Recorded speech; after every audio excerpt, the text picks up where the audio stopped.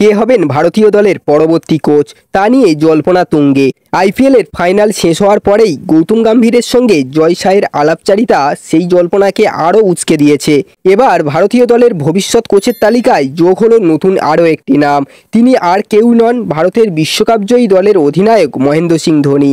তার নাম যিনি প্রস্তাব করেছেন সেই রাজকুমার শর্মা, আবার বিরাট কোহলির কেরিয়ারের শুরুর দিকের কোচ। একটি সাক্ষাৎকারের মাধ্যমে বিরাট কোহলি প্রথম ধোনির নামটা তোলেন। তার কথায় পরবর্তী ভারতীয় কোচ কে হবেন তা দেখার জন্য আরও সকলের মতোই আমিও উদগ্রীব হয়ে আছি।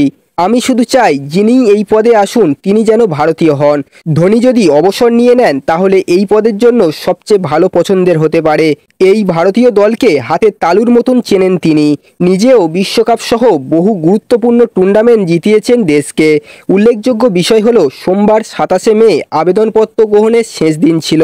বর্তমান প্রধান কোচ রাহুল দ্রাবিড় আর এই পদের জন্য আবেদন করছেন না বলে জানা গিয়েছে। তিনি এই পদ থেকে সরে পরিবারের সঙ্গে সময় কাটাতে চান বলে জানিয়েছেন। 2024 সালে টি-20 বিশ্বকাপের পরেই অবসর নেবেন দ্রাবিড়। বন্ধুরা, মহেন্দ্র সিং ধোনি যদি এবারে টি-20 বিশ্বকাপে কোচ হয় তাহলে কেমন লাগবে অবশ্যই কমেন্ট করে জানাবেন। আর আপনারা যদি ধোনিকে ভালোবেসে থাকেন তাহলে ধোনির জন্য অবশ্যই একটা সাবস্ক্রাইব করে দেবেন এবং এই ধরনের ক্রিকেট নিউজ প্রতিদিন পাওয়ার জন্য অল বাটনটি অবশ্যই প্রেস করে রাখবেন।